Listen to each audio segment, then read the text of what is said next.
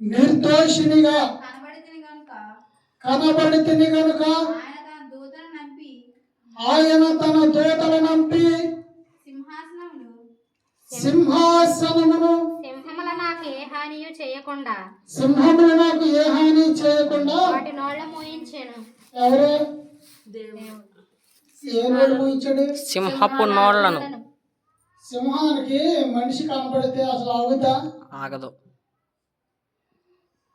మొత్తం ఏ పక్క ఆ పక్క పీకేసుకుని తినేస్తుంది.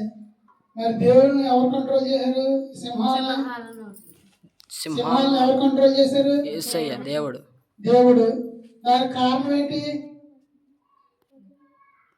సింహాలని దేవుడు ఎందుకు కంట్రోల్ చేశాడంటే దానియేలు ఎలా కనపడ్డాడంట? నిర్దోషిగా కనపడ్డాడంట. దేంట్లోనూ పాపం చేయలేదు. అందుకనే దేవుడు సింహాల నోళ్ళని బంధించేశాడనమాట. దానియేలు తినేయాలి అసలు సింహాలు. అందులో సింహాలున్నా సింహాలు ఉన్నాయా? సింహాలు ఒకటి కాదు, నాకు తెలిసి 4 ఉండి ఉంటాయి. సింహం అని రాయలేదు అక్కడ, సింహాలు అని రాసి ఉంటది. అవునా? దాని మనిషి అది ఒకసారి అన్నమాట. నా దేవుని దృష్టికి 6:20 నేను నా దేవుని దృష్టికి నిర్దోషినిగా కనబడితిని గనుక ఆయన తన దూతలను నంపించి సింహములు నాకు ఏ హానియు చేయకుండా వాటి నోళ్ళు మోయించెను. దానియేలు చాలు, ఆ మాట ఒక్క మాట చాలు.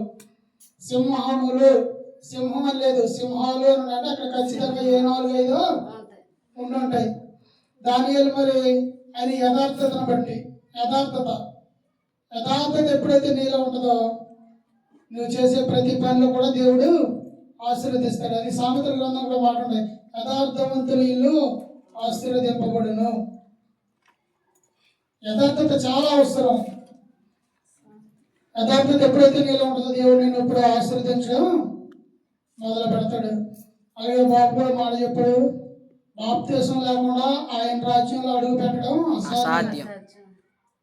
ఎప్పుడైతే మనం రక్షణ తీసుకుంటామో మన పేరు ఆ జీవ గ్రంథంలో రాసుకుంటాడు దేవుడు. అప్పటి నుంచి నువ్వు ఆయన బిడ్డవు అవుతావు. మరి బాప్తిసం విషయంలో కూడా నిర్లక్ష్యం చేయొద్దు, యథార్థత విషయంలో కూడా నిర్లక్ష్యం చేయొద్దు.